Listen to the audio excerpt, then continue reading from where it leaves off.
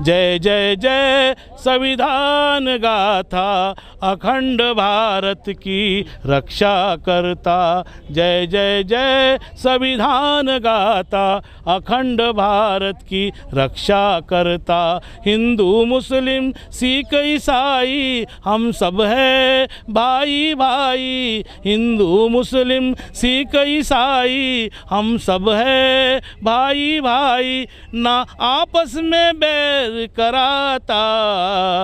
जय जय जय संविधान गाता अखंड भारत की रक्षा करता। नर नारी और अमीर गरीब, नर नारी और अमीर गरीब दोनों आपस में है बराबर। ना आपस में भेद बढ़ाता। जय जय जय संविधान गाता अखंड भारत की रक्षा करता।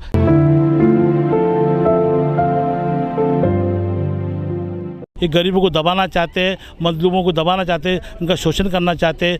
ज़मीन के माध्यम से, घर के माध्यम से, शादी के माध्यम से, जाति के माध्यम से ये हमें बड़ा चढ़ा के देखना चाहते नहीं। इसलिए मोदी सरकार ने निजीकरण करके पहले हमारे निजीकरण के अंदर हमारे आरक्षण को खत्म कर दिया। यही आरएसएस की नीतियाँ होती है कि ये बहुजन समाज, दलित समाज जो 6,443 जाति में बटा हुआ है, इनको अलग अलग बांट के रखा है। और उसमें से एससी समाज जो उभरा हुआ है, जो 57 जाति है, उनको यह टारगेट करते हैं। आज हम लोग पूरे भारत के अंदर अमृत महोत्सव भारत का मना रहे, आज़ादी का। और आज की सरकार है मोदी सरकार है, और मोदी सरकार मनुवादी सरकार है, और मनुवादी सरकार के अंदर आरएसएस का पूरा नीति चल रहा है। और हम चाहते हैं कि भारत के अंदर 70 साल के बाद भी आज छूत अछूत, छोटा बड़ा ये जो था वो थोड़ा कम परसेंट में हो चुका है।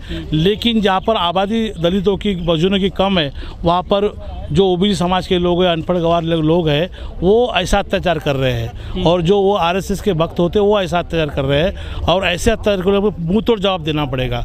मैं 2 साल पहले आया था तो मैंने गरीबों के लिए, जो हमारे दलित बहुजन लोगों के लिए हथियार की मांग की थी, महिला के लिए हथियार की मांग की थी। तो मैं आज भी यहाँ से हथियार की मांग करता हूँ। अगर हमारे कोई गरीब बच्चों के ऊपर, गरीब महिला के ऊपर, गरीब बुजुर्ग के ऊपर, कोई बहुजन दलितों के ऊपर अन्याय करेगा तो हमारे गरीबों को प्रोटेक्शन के लिए हथियार दिया जाए। और हमारा भारत देश जब भी ये सुधरेगा। आज जो हम देख रहे घटना, उन्नाव की घटना देखे हमने, घटना हाथरस की देखे, कल जहाँपुरी के अंदर एक दलित गीतकार के ऊपर अत्याचार हुआ।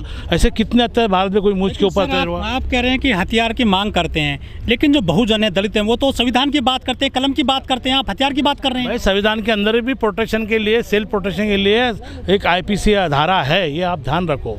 हमको प्रोटेक्शन, खुद को सेल्फ प्रोटेक्शन के लिए आईपीएस धारा उसमें है, और आप उसका इस्तेमाल कर सकते हैं। कोर्ट के अंदर ये बातें सिद्ध होगी। इससे हिंसा नहीं फैलेगी। क्यों हिंसा फैलेगी? जब हम खुद को बचने के लिए हम पे वार करने कोई आ रहा है तो हम उसको मुंह तोड़ जवाब देना चाहिए ना। मैं तो मांग करता हूँ, मैं अगर कोई मुझे मनुवादी पे अटैक करूँगा तो मैं उसके ऊपर अटैक करूँगा, क्योंकि मेरे को मेरा खुद का प्रोटेक्शन करना है।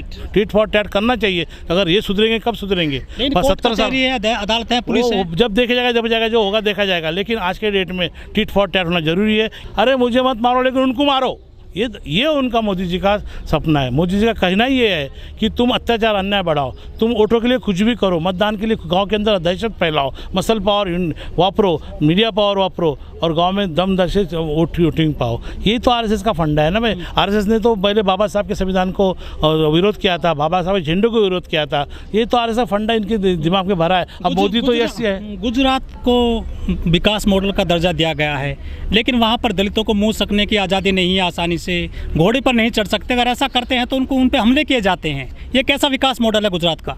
भाई यही चाहता ना, मोदी ने जो भी झूठा ढकोसला, जो गुजरात का जो गलत जो बना है ना फंडा, वो गलत है। वहाँ का गरीब बहुत डरा हुआ है, समा हुआ है, वो गरीब है, मजदूर है, मजबूर है बेचारा, इसलिए वो डरता है। लेकिन जब हमारे देश के अंदर जागृति हो जाएगी, पढ़ाई लिख के लोग पढ़ेंगे, तो ये सब जातिवाद नष्ट हो सकता है। लेकिन 74 साल आज अमृत महोत्सव बना रहे, आज भी हमारा समाज 40% आज शिक्षा से दूर है। तो इसकी जिम्मेदारी सरकारें होती है, वो कांग्रेस सरकार रहे या बीजेपी सरकार रहे। तो हमें हमारे समाज को जागरूक करने के लिए गांव-गांव जाके, शहरों में जाके शिक्षा का और उनको रहन सहन, खाने पीने का बात सिखाना पड़ेगा। जब हमारे देश के अंदर ये आने वाले जो 75वां अमृत महोत्सव बनाएंगे, हम इससे आज़ादी पाएंगे। उत्तर प्रदेश में 4 बार मुख्यमंत्री रह चुकी हैं बहन कुमारी मायावती जी।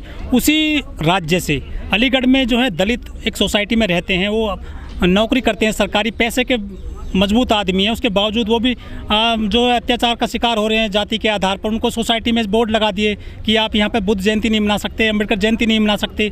गांव में अत्याचार है, शहर में वहाँ भी वो अत्याचार सहन करना पड़ रहा है उनको। तो यही तो मानसिकता, मनुवादी मानसिकता किसको कहा जाता है? ये आरएसएस की मानसिकता हर पैसे वाले लोगों में है।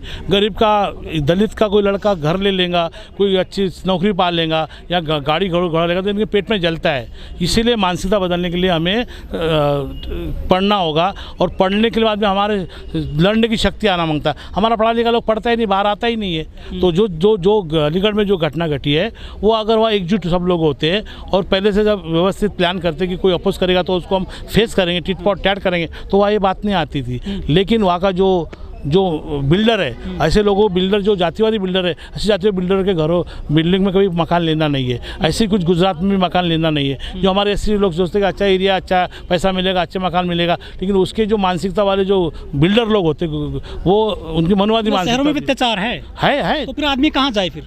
अरे हम लोग उसको मुँह तोड़ जवाब देना। बाबा साहब ने मंगल ग्रह जाए, पाकिस्तान जाए? नहीं, क्यों आके जाए? हमारा देश है, उनको हम भगाएंगे, लड़ेंगे, बढ़ेंगे, आगे बढ़ेंगे, लड़ेंगे तो पढ़ेंगे तो आगे बढ़ेंगे। ये तो बाबा साहब ने सिखाया है ना। पढ़ लिख करके नौकरी लेकर शहर में आए, वो बसे, मकान अच्छा लिए सोसाइटी में, वहाँ भी अत्याचार का उनको शिकार होना पड़ रहा है। तो इसलिए आपको लड़ना भी सीखना पड़ेगा।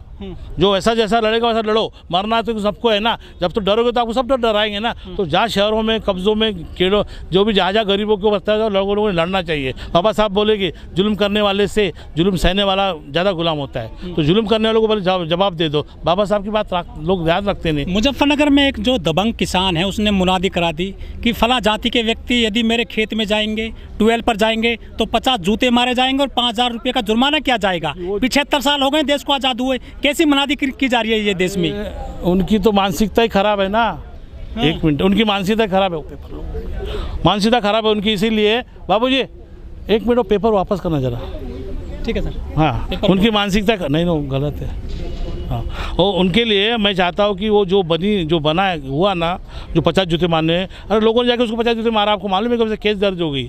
जेल गए। तो ये सब चीज़ें जैसे हो तैसा होना चाहिए। मिलती है ऐसे लोगों को? अरे पैसा है, वो मजबूत है। हम लोग मजबूर है, वो मजबूर नहीं है। उनके पास पैसा है, उनका शासन पावर है, उनका जातिवाद का गाँव के अंदर ढिंगोरा पिटते हैं। 50,000 लोग हैं, 25,000 लोग हैं, इसे दबाते हैं। हमारे जाति के लोग गाँव में कम होते हैं, इसलिए अत्याचार करते हैं। लेकिन उसको अपन ने फेस करना चाहिए, और आने वाले दिनों में ये दिन अच्छे आएंगे। ऐसा मैं आज के 75वां अमृत महोत्सव लोगों को जागरूक करना चाहता हूँ। टिट फॉर टैट, लड़ो, लड़ेंगे, आगे बढ़ेंगे तो बाबा साहब का संविधान बचेगा। लेकिन मोदी जी तो गरीबों के पैर धोते हैं लखनऊ में जाकर के। वो 140 में से 1% लोग के धोने से थोड़ी आदमी बदल जाता है। वो तो दिखावा है उनका, मीठा मीठा वोटों के लिए दिखावा करते हैं वो। तो हमें उनकी नीति समझना पड़ेगा। उनकी नीति आरएसएस की, वो समझना पड़ेगा। पैर पड़ते वाल्मीकि समाज के, लेकिन वाल्मीकि समाज के बच्चों पे अन्याय करते। पैर पड़ते कोई गरीब के, उसके ऊपर अन्याय करते। आज पूरे देश के जितने मंदिर है, कोई मंदिर के अंदर उन्होंने आरक्षण दिया नहीं है। जितने भी शिक्षा शास्त्र है, उसमें उन्होंने कोई वैकेंसी भरा नहीं है। दलितों को जूते मारे जाते हैं मंदिर में जाते हैं, तो दलित जाना नहीं। मैं चाहता हूँ दलितों ने कभी मंदिर में जाना नहीं चाहिए।